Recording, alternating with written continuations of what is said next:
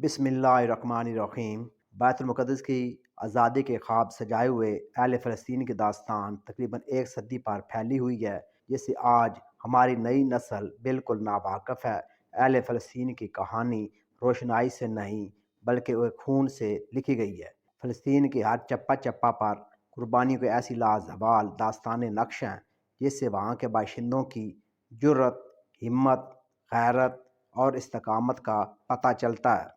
فلسطین کے معصوم بچے، مائیں، بہنیں، جوان اور بوڑھے سب بھی جس ظلم کی چکی میں پس رہے ہیں، اس میں کوئی شک نہیں کہ فلسطینی مسلمان اب تقریباً ایک صدی سے تکلیف اور آزمائش کی چکی میں پس رہے ہیں، اور یہ دنیا کی وہ واحد قوم ہے جو خود اپنے علاقے اور اپنے وطن میں مہاجروں کی سی زندگی گزارنے پر مجبور ہے۔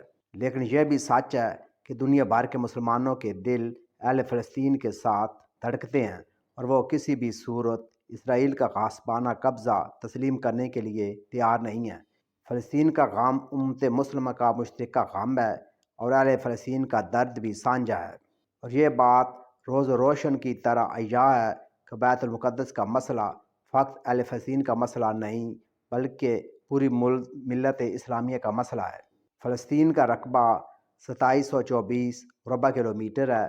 یہ سرزمین دنیا کے شمالی حصے میں جنوب مغربی ایشیا میں واقع ہے۔ اس کے مشرق میں بحر روم، شمال میں لبنان، شمال میں مشرق میں شام، مشرق میں اردن اور جنوب میں مصر واقع ہے۔ اس کا شمار مشرق وسطیٰ کے ممالک میں ہوتا ہے۔ فلسطین جنوب کی جانب سے بحر احمر اور مصر کے صحرائے سینا کی حدود میں واقع ہے۔ فلسطین کے شمالی علاقے جو کہ لبنان اور شام کی سرحدوں سے ملتے ہیں کوستانی ہیں، اور جس قدر شمال سے جنوب کی طرف جائیں تو پہاڑی سلسلے کا خاتمہ ہوتا چلا جاتا ہے، یہاں تک کہ فلسطین کے جنوب میں نقب نامی وسیع صحرا موجود ہے جو کہ صحرائے سینا سے متصل ہے۔ فلسطین کے مشہور پہاڑ کا نام یرجوک ہے، جس کی بلندی 1208 میٹر ہے۔ فلسطین کے اندر 3 نہریں ہیں: نہر اردن، نہر یرموک، نہر المقطہ بہتی ہیں۔ فلسطین میں چند ایک چھوٹے چھوٹے دریا بھی ہیں۔ بحر روم کے ساحلی علاقوں میں آب و ہوا معتدل ہے، جبکہ مشرقی فلسطین کی جانب بتدریج ہوا میں نمی کا تناسب کم ہوتا چلا جاتا ہے۔ فلسطین کے شمالی علاقہ پہاڑی اور برفانی ہے، جبکہ جنوبی علاقہ انتہائی گرم ہے۔ اعداد و شمار کے مطابق 1987 تک فلسطینیوں کی تعداد پوری دنیا میں 51 لاکھ سے زیادہ ہے، جبکہ مقبوضہ علاقوں کے علاوہ دنیا کے 13 مختلف ممالک میں منتشر ہیں۔ فلسطین میں غزہ، قدس، السامرہ اور حیفا نامی 4 صوبے ہیں، جبکہ مشہور شہر بیت المقدس، بیت اللحم، رام اللہ، غزہ، نابلس، حیفا، یافا اور طول کرم ہیں۔ فلسطین قدرتی ذخائر سے مالا مال علاقہ نہیں ہے۔ پوٹاشیم کے اعتبار سے یہ دنیا کا مالدار ملک ہے۔ سرزمین فلسطین کا 1/3 حصہ قابل کاشت ہے، اور یہاں کی اکثریت کا ذریعہ معاش کھیتی باڑی یہی ہے۔ عالمی اور علاقائی حکمت عملی کے اعتبار سے فلسطین کو خاص اہمیت حاصل ہے۔ یہ ملک ایشیا کو افریقہ سے ملانے والا ایک پل ہے اور جزیرہ نما عرب کو بحر روم سے ملاتا ہے۔ اس علاقہ کی اسی اہمیت کی وجہ سے استعمار نے 2 اہم عرب علاقوں کے درمیان جدائی ڈالنے کا منصوبہ بنایا اور اس پر عمل کیا۔ قدیم زمانے میں یہ سرزمین ارض کنعان کے نام سے پہچانی جاتی تھی، کیونکہ کنعانیوں نے 2500 سال قبل مسیح میں جزیرۃ العرب سے ہجرت کر کے اس علاقے میں سکون اختیار کی تھی۔ کریتی قبائل نے 1200 سال قبل مسیح میں ارض کنعان پر حملہ کیا اور غزہ اور یافا کے درمیان ساحلی علاقہ میں قیام کیا۔ کنعانیوں اور کریتی قبائل کے ادغام سے اس پورے علاقے کے لیے فلسطین کا نام استعمال ہونے لگا۔ تقریباً 300 سال قبل از مسیح بنی اسرائیل حضرت موسیٰ علیہ السلام کے ساتھ مصر سے نکلے اور شام کے راستے سے ہوتے ہوئے سرزمین قدس کی جانب چل پڑے۔ ادھر حضرت موسیٰ علیہ السلام نے اصرار کیا کہ بیت المقدس میں داخل ہو جائیں۔ قرآن مجید میں ہے: اے میری قوم، اس ارض مقدس میں داخل ہو جاؤ جسے اللہ نے تمہارے لیے لکھ دیا ہے، اور میدان سے الٹے پاؤں نہ پلٹ جاؤ کہ خسارہ والوں میں سے ہو جاؤ گے۔ سورہ المائدہ آیت نمبر 21۔ لیکن بنی اسرائیل نے حضرت موسیٰ علیہ السلام کی نافرمانی کی، کیونکہ وہ لوگ عمالقہ سے الجھنا اور جنگ کرنا نہیں چاہتے تھے جو کہ اس سرزمین پر رہتے تھے۔ لہٰذا انہوں نے حضرت موسیٰ اور ہارون علیہ السلام سے کہا، قرآن مجید میں ہے، ان لوگوں نے کہا کہ موسیٰ ہم ہرگز وہاں داخل نہ ہوں گے جب تک وہ لوگ وہاں ہیں، آپ اپنے پروردگار کے ساتھ جا کر جنگ کیجئے، ہم یہاں بیٹھے ہوئے ہیں۔ سورہ المائدہ آیت نمبر 24۔ اسی نافرمانی کی وجہ سے 40 سال تک ان لوگوں پر اس شہر میں داخلہ حرام کر دیا گیا۔ ارشاد ہوتا ہے، ترجمہ، کہ اب ان پر 40 سال حرام کر دیے گئے، یہ زمین میں چکر لگاتے رہیں گے، لہٰذا تم اس قوم پر افسوس نہ کرو۔ سورہ المائدہ آیت نمبر 26۔ یکے بعد دیگرے حضرت موسیٰ اور حضرت ہارون نے اس دنیا فانی سے کوچ کیا اور ان کی قوم 40 سال تک تیہ کے بیابان میں سرگرداں رہی۔ اس دوران پرانی نسل کا خاتمہ ہو گیا اور نئی نسل وجود میں آ گئی، جس کی سربراہی یوشع بن نون کے ہاتھ میں تھی۔ انہوں نے نئی نسل کو بیت المقدس میں داخل ہونے پر اکسایا۔ مقدس سرزمین میں داخل ہوتے وقت اریہ کے مقام پر عمالقہ کے ساتھ ان کی جھڑپ ہوئی اور ان کو شکست دینے کے بعد وہ لوگ قدس میں داخل ہو گئے۔ یوشع بن نون کی وفات کے بعد حضرت طالوت اور ان کے بعد حضرت داؤد نے 40 سال تک ان کی سربراہی کی اور ان کے بعد حضرت سلیمان حاکم ہوئے۔ حضرت سلیمان کے بعد فلسطین 2 حصوں میں تقسیم ہو گیا، جنوب میں یہودا جس کا دارالحکومت یروشلم تھا، شمال میں اسرائیل جس کا مرکز شکیم تھا۔ بنابراین حضرت داؤد نہ مملکت اسرائیل کے بانی تھے اور نہ ہی انہوں نے سب سے پہلے یروشلم کو دارالخلافہ قرار دیا، اور نہ ہی مسجد الاقصیٰ کی تعمیر آپ کے ہاتھوں سے ہوئی، بلکہ اسلامی روایتوں، تاریخی شواہد اور آیات قرآنی سے معلوم ہوتا ہے کہ بیت المقدس حضرت موسیٰ علیہ السلام کے زمانے سے موجود تھا۔ القدس فلسطین کا شہر اور دارالحکومت ہے۔ یہ یہودیوں، مسیحیوں اور مسلمانوں تینوں کے نزدیک مقدس ہے۔ یہاں مسلمانوں کا قبلہ اول مسجد اقصیٰ اور گنبد الصخرہ واقع ہے۔ مکہ مکرمہ سے بیت المقدس کا فاصلہ تقریباً 1300 کلومیٹر ہے۔ بیت اللحم اور الخلیل اس کے جنوب میں اور رام اللہ شمال میں واقع ہے۔ القدس کو یورپی زبانوں میں یروشلم کہتے ہیں۔ القدس پہاڑیوں پر آباد ہے اور انہی میں سے ایک پہاڑی کا نام کوہ صہیون ہے، جس پر مسجد اقصیٰ اور گنبد الصخرہ واقع ہیں۔ مسجد اقصیٰ کے اطراف 1600 میٹر لمبی پتھر کی دیوار ہے، اس کے اندر 9 دروازے ہیں۔ مسجد اقصیٰ کی بنیاد مکہ مکرمہ کی بنیاد ڈالنے کے 40 سال بعد حضرت سیدنا آدم علیہ السلام یا ان کی اولاد میں سے کسی نے ڈالی۔ پھر اس کی تعمیر حضرت سیدنا سام بن نوح علیہ السلام نے کی۔ عرصہ دراز کے بعد حضرت سیدنا داؤد علیہ السلام نے بیت المقدس کی بنیاد دوبارہ اسی مقام پر رکھی جہاں سیدنا موسیٰ علیہ السلام کا خیمہ نصب کیا گیا تھا۔ اس عمارت کو پورا ہونے سے قبل حضرت سیدنا داؤد علیہ السلام کی وفات کا وقت آ گیا تو آپ نے اپنے فرزند ارجمند حضرت سیدنا سلیمان علیہ السلام کو اس کی تکمیل کی وصیت فرمائی۔ چنانچہ حضرت سیدنا سلیمان علیہ السلام نے جنوں کی جماعت کے ساتھ مسجد اقصیٰ کو تعمیر کیا۔ بیت المقدس مسلمانوں کا قبلہ اول ہے۔ ہجرت کے بعد 16 سے 17 ماہ تک نبی کریم صلی اللہ علیہ وآلہ وسلم بیت المقدس یعنی مسجد اقصیٰ کی جانب رخ کر کے نماز ادا کرتے تھے۔ پھر تحویل قبلہ کا حکم آنے کے بعد مسلمانوں کا قبلہ خانہ کعبہ ہو گیا۔ مسلمانوں کے نزدیک مسجد حرام اور مسجد نبوی کے بعد تیسرا مقدس مقام مسجد اقصیٰ ہے۔ یہ مشرقی یروشلم میں واقع ہے جس پر اسرائیل کا قبضہ ہے۔ یہ یروشلم کی سب سے بڑی مسجد ہے جس میں 5000 نمازیوں کی گنجائش ہے، جبکہ مسجد کے سین میں بھی ہزاروں افراد نماز ادا کر سکتے ہیں۔ نبی کریم صلی اللہ علیہ وآلہ وسلم سفر معراج کے دوران مسجد حرام سے یہاں پہنچے تھے اور بیت المقدس میں تمام انبیاء کی نماز کی امامت کرنے کے بعد براق کے ذریعے 7 آسمانوں کے سفر پر روانہ ہوئے۔ قرآن مجید کی سورہ الاسراء میں اللہ تعالیٰ نے اس مسجد کا ذکر ان الفاظ میں کیا ہے، ترجمہ: پاک ہے وہ ذات جو اپنے بندے کو رات ہی رات میں مسجد حرام سے مسجد اقصیٰ لے گئی، جس کے آس پاس ہم نے برکت دے رکھی ہے، اس لیے کہ ہم اس سے اپنی قدرت کے بعض نمونے دکھائیں۔ یقیناً اللہ تعالیٰ خوب سننے والا اور دیکھنے والا ہے۔ سورہ الاسراء۔ احادیث کے مطابق دنیا میں صرف 3 مسجدوں کی جانب سفر کرنا باعث برکت ہے، جن میں مسجد حرام، مسجد نبوی اور مسجد اقصیٰ شامل ہیں۔ مسجد اقصیٰ روئے زمین پر بنائی گئی دوسری مسجد ہے جہاں ایک نماز کا ثواب 250 اور بعض روایتوں کے مطابق 25,000 ملتا ہے۔ بیت المقدس انبیاء علیہ السلام کی سرزمین فلسطین میں واقع ہے۔ جب نبی کریم صلی اللہ علیہ وآلہ وسلم کی بعثت ہوئی تو اس وقت اس پر سلطنت روم کے عیسائیوں کا قبضہ تھا، اور سلطنت روم اس وقت بہت طاقتور تھی۔ لیکن اسی وقت نبی کریم صلی اللہ علیہ وآلہ وسلم نے بیت المقدس کی آزادی کی خوشی سنائی اور اس کو قیامت کی نشانیوں میں سے قرار دیا۔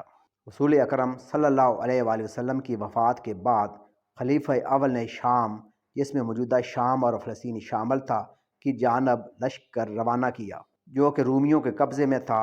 اس لشکر کے سپہ سالار اسامہ بن زید تھے، جنہوں نے کافی دور تک پیش قدمی کی اور اردن کے نزدیک پہنچ گئے، لیکن مدینہ میں مسلمانوں کے درمیان اختلاف پیدا ہونے کی وجہ سے یہ لشکر واپس بلا لیا گیا۔ بالآخر خلیفہ دوم کی خلافت کے زمانے میں بیت المقدس کے رہنے والوں اور خلیفہ دوم کے درمیان ایک معاہدہ کے ذریعے بیت المقدس پر مسلمانوں کا قبضہ ہو گیا۔ حضرت عمر بن خطاب نے وہاں کے شہریوں کے مطالبے پر حکم دیا کہ کسی یہودی کو بیت المقدس میں رہنے کا حق نہیں ہوگا۔ اس کے مقابلے میں وہاں کے عیسائیوں نے جزیہ دینا قبول کیا۔ اس دور میں بہت سے صحابہ نے تبلیغ اسلام اور اشاعت دین کی خاطر بیت المقدس میں آخر اقامت اختیار کی۔ فلسطین پر مکمل قبضہ کے بعد کئی عرب قبائل وہاں پر سکونت پذیر ہو گئے۔ غیر عرب لوگ بتدریج عرب قبائل میں ضم ہو گئے اور کچھ ہی عرصہ کے بعد یہ خطہ مکمل طور پر ایک عرب علاقہ میں تبدیل ہو گیا۔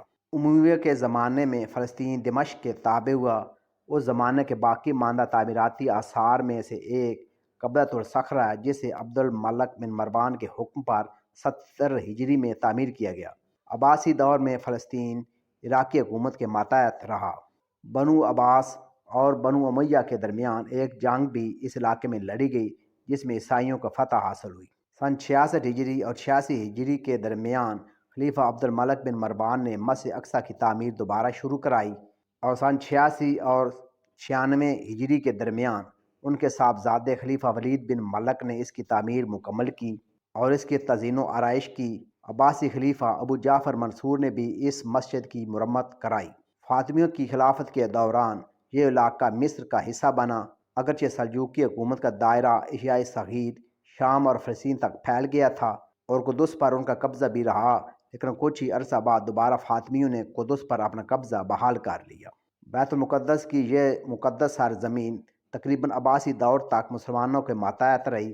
پھر جیسے جیسے ان میں آپس میں اختلاف، انتشار، خانہ جنگی، سیاسی فتنوں اور باطنی تحریکوں کی وجہ سے عباسی حکومت کمزور ہونے لگی، تو گھات میں بیٹھے ہوئے صلیبیوں کو موقع مل گیا، اور ادھر فاطمی حکومت نے بھی اپنی حکومت کی مضبوطی اور استحکام اور شام سے سلجوقیوں کے خاتمے کے لیے ان صلیبیوں سے مدد طلب کی، اور انہیں کئی طرح کے سہولتیں فراہم کر دیں اور بیت المقدس میں آنے جانے کی اجازت دے دی۔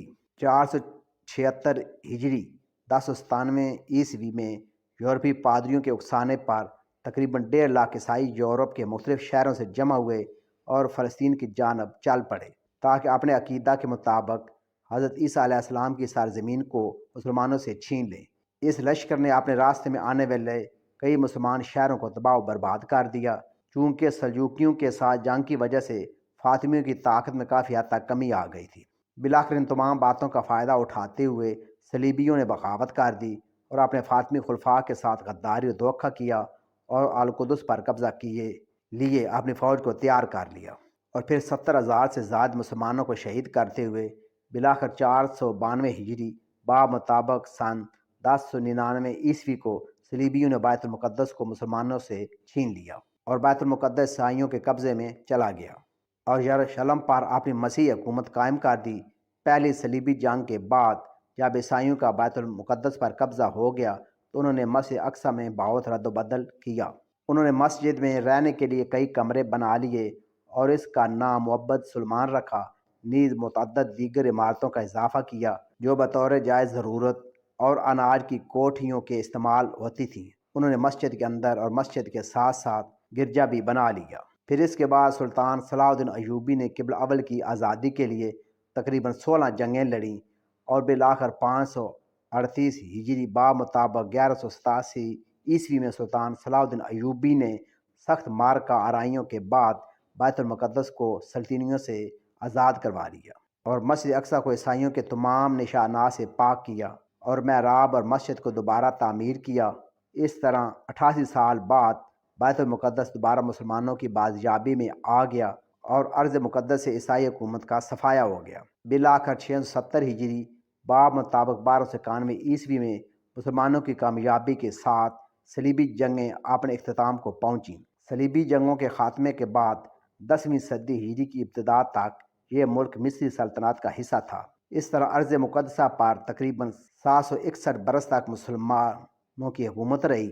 923 ہجری باب مطابق 1517 عیسوی میں جب عثمانی ترکوں نے مصر پر قبضہ کیا تو فلسطین بھی عثمانی سلطنت میں شامل ہو گیا اور تقریباً 400 سال تک یہ علاقہ عثمانی سلطنت کا ایک غیر اہم حصہ شمار ہوتا رہا۔ 18ویں صدی عیسوی کے آخر میں نیپولین نے اس علاقہ پر حملہ کیا۔ بتدریج فلسطین پر سے عثمانی کنٹرول کم ہوتا چلا گیا اور عثمانی سلطان کی جانب سے منسوب مصری حاکموں نے جو خود کو خدیو کہلواتے تھے فلسطین کا انتظام اپنے ہاتھوں میں لے لیا۔ قدس شہر کے جنوب مغرب میں واقع ایک پہاڑی کا نام صہیون ہے جس میں مختلف قسم کی مذہبی اور تاریخی عمارتیں واقع ہیں۔ یہودیوں کے بعض افسانوں میں بیان کیا گیا ہے کہ یہودی قوم کا نجات دہندہ اس پہاڑی سے ظاہر ہونے کے بعد ان کی عظیم طاقت کو پوری دنیا پر پھیلا دے گا۔ 1897 عیسوی میں سوئٹزرلینڈ کے شہر بال میں منعقد ہونے والی کانفرنس میں صہیونیت کی ابتدا ہوئی، جبکہ باقاعدہ طور پر سیاست کی دنیا میں اس لفظ کی آمد سے پہلے ہی عملی طور پر صہیونیت کی بنیاد رکھ دی گئی تھی، اور بال کانفرنس صرف صہیونزم کی سرگرمی کا اعلان آغاز شمار ہوتا ہے۔ اگرچہ صہیونزم کے بعض مظاہر 19ویں صدی کے اواخر میں نظر آتے ہیں، لیکن ان کی سرگرمیوں کی جڑیں کئی سو سال پہلے حتیٰ کہ یہودیوں کی تاریخ میں بھی نظر آتی ہیں۔ فلسطین کی جانب ہجرت کرنے سے پہلے یہودیوں کے پاس کوئی مستقل سرزمین نہیں تھی اور وہ دوسری قوموں کے درمیان منتشر ہو کر پوری دنیا میں زندگی گزار رہے تھے۔ اسی وجہ سے وہ لوگ دوسری قوموں خاص طور پر عیسائیوں کی جانب سے ظلم و ستم کا شکار بنے رہتے تھے، کیونکہ ان دونوں گروہوں کی دشمنی بہت قدیم اور دیرینہ ہے۔ صہیونزم کی تاریخ کے مطالعے کے دوران جو عجیب بات دیکھنے میں آتی ہے وہ یہود آزاری ہے۔ یہودی تاریخ میں ہمیشہ سے ایسے عناصر موجود رہے ہیں جو یہودی ہونے کے باوجود اپنے وطن سے ایسی حرکتیں کرتے رہے ہیں جس سے یہود آزاری کا شور شرابہ کیا جا سکے۔ اس کی وجہ یہ تھی کہ صہیونی گروہ اس بات کی ضرورت کو شدت سے محسوس کرتے تھے کہ بے خبر یہودی عوام کو اکسانے کے لیے یہ مظلوم نمائی بہت ضروری ہے۔ اس پالیسی سے ان کا مقصد یہ تھا کہ یہودی عوام پر دباؤ بڑھا کر اور مظلوم بنا کر معاشرے کو انقلاب کی جانب دھکیلا جائے اور پھر اس فضا سے خود فائدہ اٹھایا جائے۔ 1492 عیسوی میں متعصب کیتھولک بادشاہوں نے بہت سے یہودیوں کو اسپین سے نکال دیا۔ اس سے پہلے وہ لوگ برطانیہ اور فرانس میں بھی خانمہ برباد تھے۔ 1648 عیسوی میں 3 لاکھ یہودی پولینڈ کے قزاقوں کے ہاتھوں قتل عام کا شکار ہوئے۔ 1882 عیسوی میں زار روس الیگزینڈر دوم کی یہود دشمنی یہودی دہشت گردوں کے ہاتھوں قتل کے بعد اس کے بیٹے اور جانشین الیگزینڈر سوم نے اپنے باپ کا انتقام لینے کے لیے یہود مخالف تحریک شروع کر دی، جس میں یہودیوں کا قتل عام کیا گیا اور بڑے سانے پیش آئے۔ اس ماجرے کے بعد یہودی جوک در جوک امریکہ اور فلسطین چلے گئے۔ دوسری جنگ عظیم کے دوران نازیوں کے ہاتھوں یہود کشی کی تحریک شروع ہوئی۔ اکثر محققین کے نزدیک جرمنی میں قتل ہونے والے یہودیوں کے اعداد و شمار جعلی ہیں اور صہیونیوں نے اس واقعے کو اپنے حق میں استعمال کرنے کے لیے یہ حرکت کی تھی۔ ہٹلر کے اس اقدام کو صہیونیوں کی حمایت حاصل تھی۔ ہٹلر کی حمایت سے صہیونیوں کا مقصد جرمنی سے یہودیوں کو نکالنا اور اسرائیل کی تشکیل کے لیے انہیں فلسطین کی جانب ہجرت کرنے پر راغب کرنا تھا۔ چنانچہ ہٹلر نے ان کی ہجرت کے لیے تمام وسائل فراہم کیے۔ اس طرح سے صہیونیوں نے مظلوم نمائی کی نقاب کے پیچھے اپنا انسانیت مخالف مکروہ چہرہ چھپا لی۔ انہوں نے شکوہ و شکایت اور یہودیوں کے خون کے انتقام کا نعرہ لگا کر یہ ظاہر کیا کہ چونکہ یہودیوں کے پاس دنیا میں کوئی مرکز نہیں ہے اس لیے اس کا حل تلاش کیا جائے۔ بن گوریان جو بعد میں اسرائیل کا وزیر اعظم بنا نے واضح الفاظ میں یہ اعتراف کیا کہ 1948 میں اس نے اپنے ایجنٹوں کے ذریعے بغداد کے یہودیوں کی عبادتگاہ کنیسہ میں دھماکہ کروایا تاکہ یہ ثابت کر سکے کہ عراق میں یہودی مشکلات کا شکار ہیں۔ سامراجیوں نے 19ویں صدی میں ہی اس سرزمین کی اہمیت کی وجہ سے اس پر کنٹرول حاصل کرنے کی سازشیں شروع کر دی تھیں۔ نیپولین نے مشرقی سلطنت کے قیام اور علاقے میں برطانیہ کے رسوخ کو مقابلہ کرنے کے لیے فلسطین کے علاقے میں اپنی ماتحت ایک یہودی حکومت کے قیام اور فلسطین پر حملہ کرنے کے لیے یورپ اور ایشیا کے یہودیوں کو اپنے لشکر میں بھرتی کرنا شروع کیا تھا۔ 1907 میں یورپی ممالک میں ایک نشست ہوئی جس میں انہوں نے فلسطین کو 2 حصوں میں تقسیم کا منصوبہ بنایا۔ فلسطین پر کنٹرول حاصل کرنے کے لیے صہیونی نے برطانیہ کے ساتھ منصوبہ بندی شروع کر دی۔ یہودیوں کو ایک وطن کی تلاش تھی اور فلسطین کے علاوہ یوگنڈا، قبرص، لیبیا اور ارجنٹائن کی سرزمین بھی ان کی نگاہ میں تھی، لیکن فلسطین کی اسٹریٹجک اہمیت کی وجہ سے برطانوی بادشاہت نے اس حساس علاقے پر اپنا کنٹرول قائم رکھنے کے لیے یہودی طاقت سے فائدہ اٹھانے کا فیصلہ کر لیا۔ برطانیہ نے پہلی جنگ عظیم کے آغاز کے ساتھ ہی فلسطین کے معاملے میں اہم کردار ادا کرنے کا فیصلہ کر لیا تھا۔ جب پہلی جنگ عظیم میں عثمانی حکومت نے جرمنی کی حمایت کی تو برطانیہ نے امیر مکہ شریف حسین کی دلجوئی کی اور عربوں کو اپنی حمایت پر اکسایا۔ اس منصوبے کے مطابق اگر عرب عثمانی ترکوں کے خلاف تحریک چلائیں تو برطانیہ کو دنیا اسلام کی خلافت کو عربوں میں منتقل کرنے اور انہیں عثمانی ترکوں سے نجات دلانے میں ان کی حمایت کرنا تھی۔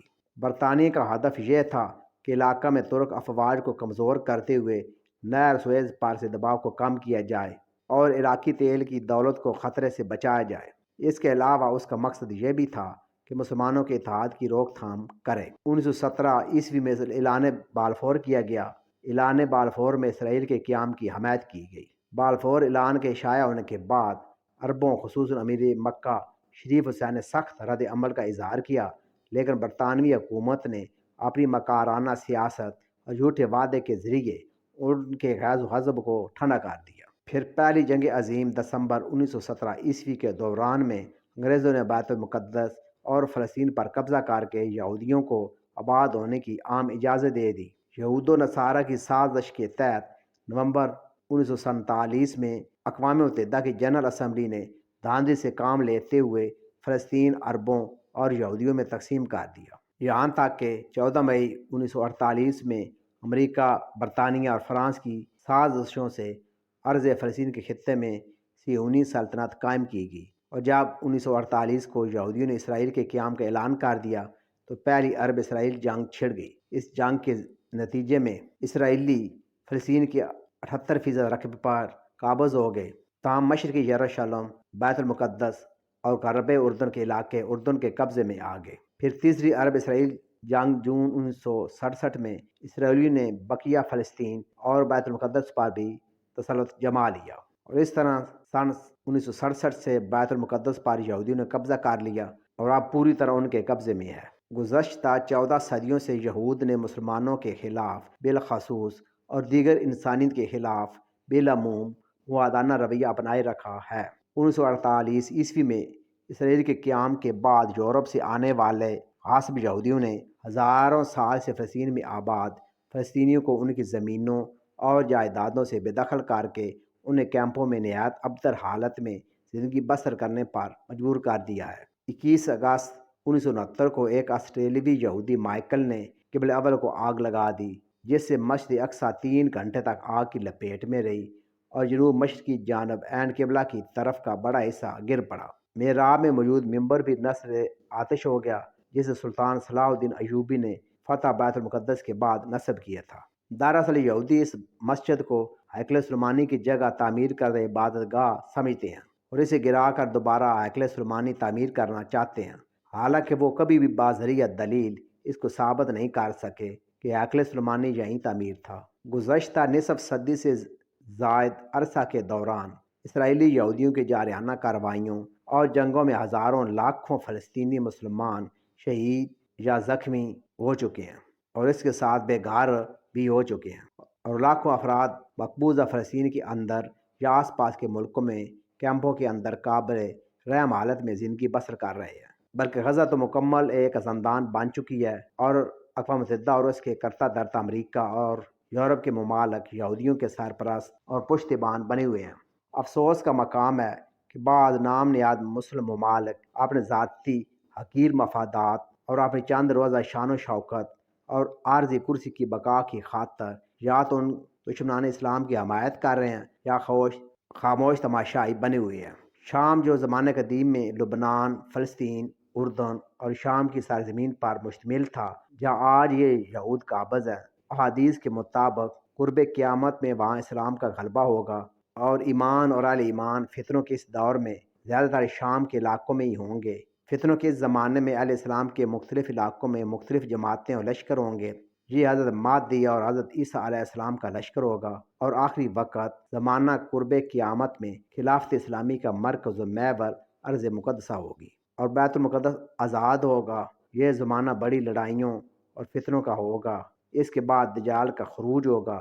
دجال شام اور عراق کے درمیان میں سے نکلے گا۔ دجال کا فتنہ اس امت کا بہت بڑا فتنہ ہے۔ اس سے ہر نبی نے اپنی قوم کو ڈرایا، مگر دجال مکہ، مدینہ، بیت المقدس اور کوہ طور میں داخل نہیں ہو سکے گا۔